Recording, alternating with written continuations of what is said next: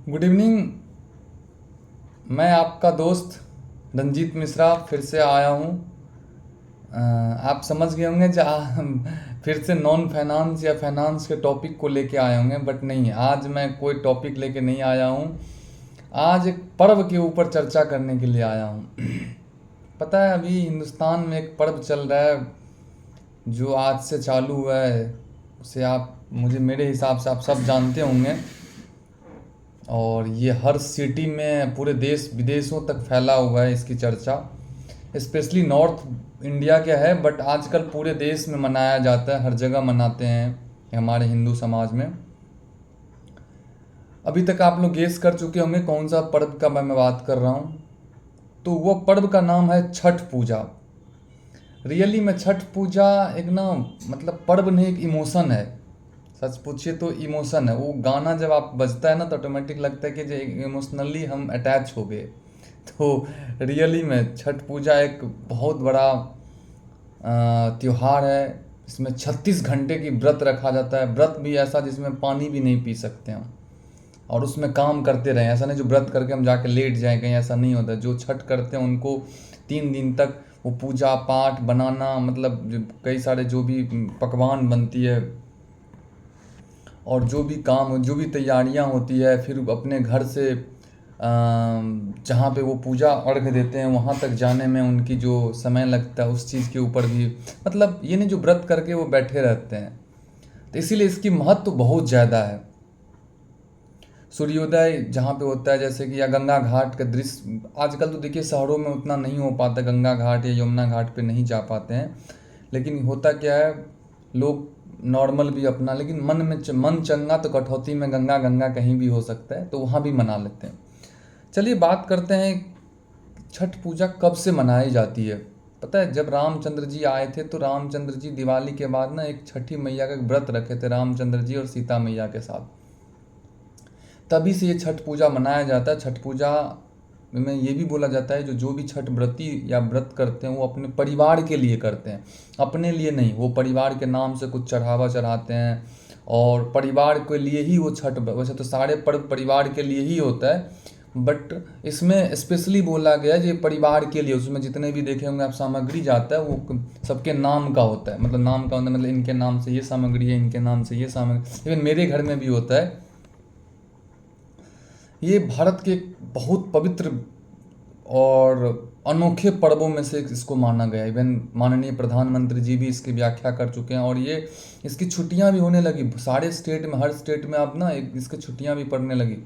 आने वाले टाइम में सेंट्रल हॉलीडे हो जाएगा, मतलब सेंट्रल गवर्नमेंट भी इसको एक हॉलीडे में करने लगेंगे। ये पर्व एक समर्पण है, अनुशासन है। ये बहुत बड़ा पर्व। इन विदेशों में आप देखेंगे, न्यूज खोल के बैठिएगा, आप देखेंगे विदेशों में भी इसकी बहुत ज़्यादा चर्चा होता है। मानूंगा मनाने की तरीका जो है ना वो अलग अलग है, हर जगह का कुछ और तरीका है, किसी का और, लेकिन भावना सबका एक ही है। छठ पूजा तो ध्यान रखिए, भावना ही होता है, मेन भाव होता है। पूजा करने की अनेक विधियां हो सकती है। भगवान तो अनेकों रूप में, लेकिन भगवान तो एक ही है। भाव, भाव बराबर भगवान, जिसको मेरा भी मानना है, भाव बराबर भगवान होते हैं। ठीक है, तो चलिए हमने बात कर लिया इसके महत्व के बारे में, ये कब से मनाया जाता है इसके बारे में बात कर लिया मैंने।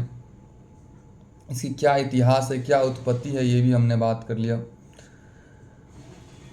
इसमें महत्व के ऊपर अगर और चर्चा करें तो छठ, इसमें दो भगवान की पूजा होती है। एक होता है सूर्य देवता के पूजा होते हैं, और एक होता है क्या, छठी मैया की पूजा होती है। छठी मैया को ये हम लोग बोलते हैं जो हे छठी मैया हमारे संतान की रक्षा करना, सुख समृद्धि करना। सूर्योदय को हम लोग बोलते हैं, सूर्य भगवान को बोलते हैं हे सूर्य भगवान आप हमें ऊर्जा और स्वास्थ्य देते रहना, क्योंकि जब तक स्वास्थ्य जीवन दे देंगे छठी मैया और स्वास्थ्य नहीं देंगे तो फिर कोई फ़ायदा नहीं उस जीवन का। इसीलिए बोला गया स्वास्थ्य भी बहुत जरूरी है। व्रत की परंपरा क्या है, व्रत पता है, छठ पूजा 4 दिनों तक मनाई जाती है। 4 दिनों का मतलब हुआ जो आज से जो चालू हुआ है तो वो समझ लीजिए 28 तारीख तक, मतलब 25, 26, 27, 28, 4 दिन मनाए जाएंगे।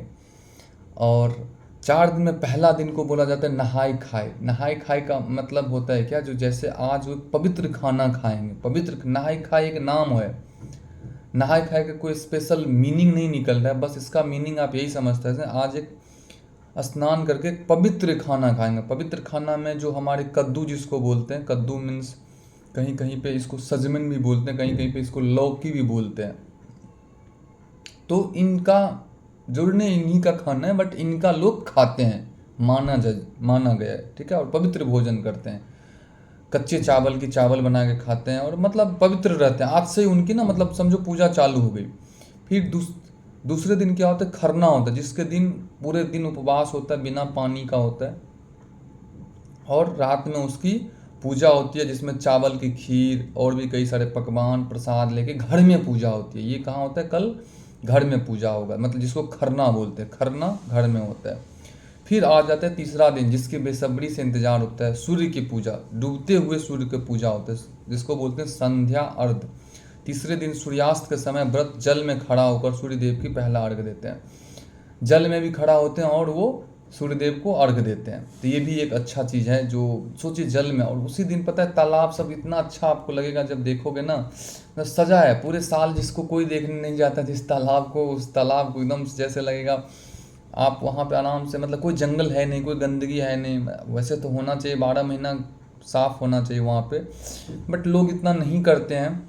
आजकल आदमी तालाब में नहाते भी नहीं है ज़्यादा, तो इसीलिए वो सफाइयाँ नहीं हो पाती है। बट पूजा टाइम में सफाइयाँ बहुत होती है, उनकी रौनक अलग आ जाती है। तीसरे दिन क्या हो गया, संध्या अर्घ। और चौथे दिन क्या होता है, सूर्योदय का, जब उगने का समय होता है। तो देखो यही एक ऐसा पर्व है जिसमें सूर्य को, डूबते हुए सूरज को भी पूजा किया जाता है और उगते हुए सूरज को भी पूजा किया जाता है। ये एक बहुत बड़ा आस्था का पर्व है। ये एक अत्यंत भावनात्मक दृश्य होता है, जब आप देखोगे ना तो उसमें आपको मतलब लगेगा कि सबका अपना अपना, जिसकी जो अपना जुगाड़ है उस हिसाब से वो उसकी तैयारियां करते हैं। इसमें सबसे बड़ी मुझे जो पॉजिटिविटी लगता है पता है क्या है, इसमें सारे ना कच्चे सामान रहता है, मतलब ये फैंसी सामान कुछ भी नहीं होती है। मतलब कच्चे सब्जियां होती है, कच्चे फल होते हैं, घर के बनाए हुए पकवान भी बाहर के नहीं, घर के बनाए पकवान। ये नहीं जो आप किसी मिठाई दुकान गए या सारा पकवान खरीद के लिए, ऐसा नहीं होता है, घर में ही बना हुआ पकवान जाता है।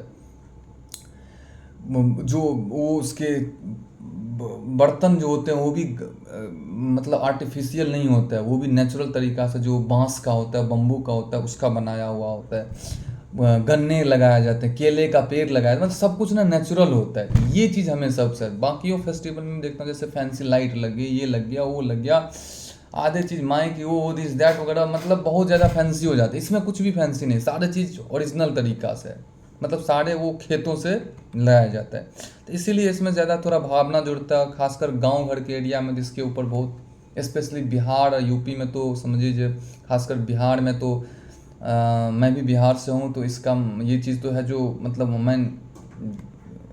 मैं भी जाता हूँ, मेरे पेरेंट्स भी करते हैं वहाँ पे, और मुझे भी, मेरे भी भावना जुड़ा हुआ है उसमें। तो छठ पूजा तो अत्यंत ही महत्वपूर्ण दिन होती है। उस दिन सभी को इसमें भाग लेना चाहिए, और छठ माता से और सूर्योदय भगवान से प्रार्थना करना चाहिए, जो भी आपकी मनोकामना हो पूर्ण हो, और आप स्वस्थ जीवन जिएं और आपके परिवार भी स्वस्थ रहें। यही है छठ के प्रति। छठ पूजा सिर्फ एक व्रत नहीं बल्कि शुद्धता, संयम और आस्था का प्रतीक है। कहावत है, संयम भी चाहिए इसमें, सही बात है।